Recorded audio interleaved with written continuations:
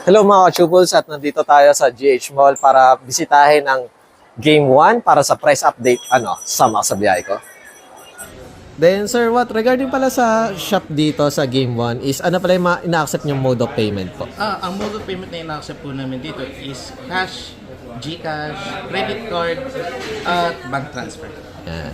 And sir, regarding po pala sa, syempre ngayon Pasko sir, is ano pala yung mall hours nyo ng December 31 at January 1 po? Sa December 31 po, 10 to 7 po ang mall hours. And sa January is 12 to 10. And sir, regarding pala sa inyong store, is saan po pala located po? Located po kami sa Green Hills Mall, 4th floor. Hello mga ka-Chubuls, at nandito ulit tayo sa GH Mall, syempre sa Game 1, at kasama natin si Sir Wati. Hello. At ngayon ay Pasko na, December 25, at tanungin natin kung ano yung mga bagong gaming console nila at syempre mga new release na mga laro. At isang masaya. Then Sir Wati, regarding pala sa Nintendo Switch 2, ano pala yung mga bagong release po ngayon, sir? Sa mga bagong release kasi natin ng Switch 2 games, meron na tayong Mario Kart World, Pokemon ZA, Hyrule Warriors, Age of Imprisonment, and ito kaka-release lang last month, or should I say pre-December, Metroid Prime 4. Tapos lahat to ng Nintendo Switch 2 games released siya last July lang. Nice. And sir, para sa mga recommended nyo pala sa Switch 2 is ano pala yung mai-recommend nyo sa mga gamer natin, sir? Sa mga Switch 2 games, recommended ko talaga kung mahilig ka sa maglaro ng mga Pokemon games, start ka na agad sa pinakabago, which is itong Pokemon ZA. May version din pala to sa Switch 1. Yes. And sir, bukod po dito sa Pokemon sir, ano pa po sir? Kung mahilig ka boss fighting games, meron tayong Monster Hunter Generations Ultimate. And kung gusto mong graphics version yan, Sunbreak, Monster Hunter Rise plus Sunbreak. And ito pa yung mga iba pang laro available dito sa Game 1. And sir, regarding pala sa mga Nintendo Switch Lite sir or version 2 at OLED is meron pa po ba kayo sir? Ano sa amin sir, ang pinaka main focus na binibenta namin most of the time is Nintendo Switch 2 at saka OLED na lang. Si Switch Lite, may mga stocks pa kami pero inuubos na namin siya dahil ginawa na ni Nintendo, finish out na siya. And sir, para sa mga price po, magkano po pala sila sir? Sa price natin sa Nintendo Switch 2, 29,995 yung kasama na ng Mario Kart World. Sa standalone, kung ayaw mo ng Mario Kart World, standalone price is 27,995. And sir, para naman sa mga lumang Switch na version sir, magkano po? Okay, sa lumang Switch, yung OLED, nasa 14,990. Switch Lite is nasa 9,995. At next po tayo sir sa PlayStation naman po. Then sir, regarding naman po sa PlayStation 5 is ano pala yung available dito sa Game 1 sir? Okay, ang available po dito sa Game 1, ang PS5 versions na po namin po slim type na po. Never na po nagkaroon ng mga fat types, and standard na po na naka 1 terabyte po sila. Then sir, pag one controller sir, magkano po pala? Ang one controller po is 30,390. Pero ngayon sir, since December 25, naka-sale po si PS5. From 30,390 ang single controller, magiging 25,190 po siya. Then sir, pag sa dual controller naman? Sa dual controller po, from 33,990, magiging 28,390 na po siya. Then sa Pro version naman po sir? Ang Pro version po hindi po kasama sa PS5 sale. Ang price niya po is 44,990.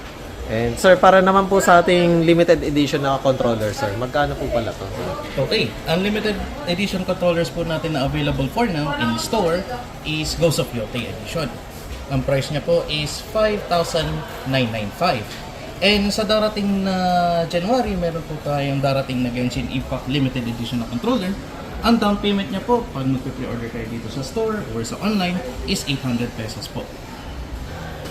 Sir, para sa mga bago lang mag-pre-order is ano pala requirement sir? Anong kailangan? Wala lang po, kailangan nyo lang po mag-login sa store and mag-order na po kayo diretso po sa store namin ng 800. Magda-down na po kayo ng 800 pesos po. Then sir, para naman sa latest release ng PS5, ano pala yung mga release ngayong December sir? Madaming release ang PS5 games, sir. Ang isa sa pinakamagandang release po talaga ng PS5 games is Expedition 33, which is yung Game of the Year this 2025. Then meron tayong Ghost of Yote, and meron tayong bagong DLC ngayon, yung Avatar's Frontiers of Pandora. And kung mahilig naman sila sa mga action tsaka barilan, meron tayong Battlefield 6.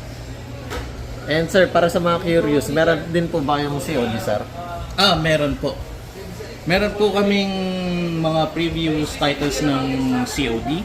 Kaso, ang pinakabagong titles natin is wala po siyang stock at the moment. So, ang bagong ano po natin, ang bago nating title ng Call of Duty is Black Ops 7. Then sir, regarding naman po sa ating handheld PC, ano palang tawag dito, sir? Yan po is Xbox ROG Ally X. Yan po sa handheld na yan, first collaborated po ni Xbox kay Asus ROG. Then sir, ano pala pinagkaiba nito sa unang version, sir? Sa unang version, naka Z1 Extreme yung Ally X. Pero ngayon, since nag-collaborate sila with Xbox, ang chipset na gamit nila is AMD Ryzen Z2 Extreme. Nice. Dedicated lang talaga dito, no, sir? Dedicated lang po sa mga handhelds po ang Z2 Extreme. And sir, regarding pala sa ganito, sir, is ano pala yung mga available na sizes tsaka magkano po? Actually po sir, sa Xbox ROG Ally X, nakikita nyo na po na ganyan lang po siya. Yan lang po ang makukuha nyo po. And sa price po ni Xbox ROG Ally X, 56,995 po siya ang SRP price. And ano pala yun, sir? Para sa mga first time lang, 1 tera o 2 tera or 512, sir? Actually sir, sa Xbox Ally X, 1 tera na po talaga ang meron po siya. Although, marami po kami mga customers na ina-upgrade yung Xbox Ally X into 4 terabytes and 2 terabytes.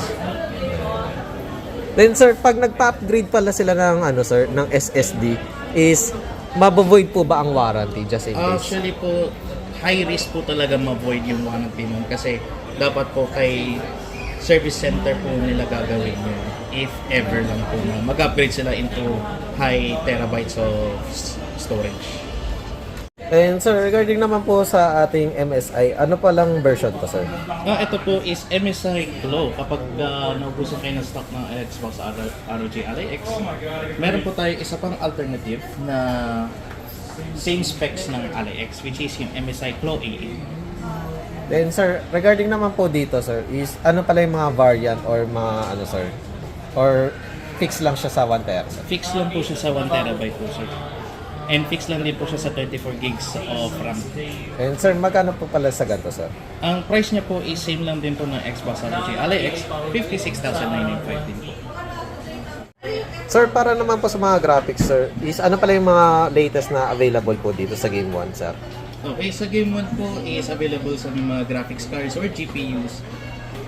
Puro mga 50 series na po. Meron po kami 5060, 5060 Ti, 5070, 5070 Ti, 5080 at 5090. Then sir, para dito pala sa pinaka-price range, magkano pala yung pinakamura sa ganito, sir? Okay, pinakamura po sa amin ng 5060 po is nasa 20,695. And sir, sa pinakamahal naman po na graphics nyo po? Nasa 100,000 na po. Then, anong yun, sir? Anong series po yun? 5090. 59. Sir, regarding pala sa 512 na sir, Steam Deck is magkano po pala? Sa Steam Deck po, ang price natin sa 512 is 35,595 and sa Steam Deck natin na 1 terabyte is 45,595. Yan. At mga ka-chuples, legit to na brand new na Steam Deck. Yan. Ganito lang yung makikita nyo. Wala siyang mga graphics. Ganyan talaga makukuha nyo sa brand new. Then sir, regarding pala dito sa gaming console or ano bang klaseng console tong Hatsune Miku na to? Anong klaseng gadget po pala to? Yan sir, makikita niya po is yan po ay PC build. So, collaborated po ni ROG si Hatsune Miku dahil nagkaroon po siya ng concert dito last November lang. Okay, so sa nakikita niyo po sa pinakataas, yan po ay monitor. XG27AC MEG-G, meaning limited edition po siya. And ang size po ng monitor na yan is 27 inches and ang hertz niya po is 260 hertz monitor na rin po siya. Capable for gaming na po yan. Nice. And sa loob ng specs po ng PC po natin, yan po is ROG Helios 2 na case. Nasa loob pa po niyan is X870. And CPU niya po is, you can choose whatever CPU you want as long as it's Ryzen. Ganun din po sa RAM and sa SSD. And sir, regarding pala sa pinaka lowest na pwedeng ikabit dito sir sa Ryzen is anong version sir? As long as ano po siya, as long as AM5 series po siya na hindi bababa sa 7700X. And sir, para dito pala sir, is pwede ba siyang bilhin na separately or dapat ano siya, combo na as in pair? As in PC build po siya, meaning PC build. lahat po ng parts bibili niyo po through ROG at saka sa Gameman. And sir, And- sa ganito po pala is magkano po yung ganito po? Ang estimated value po kasi natin with the whole build is 250,000 and up. 250 yan.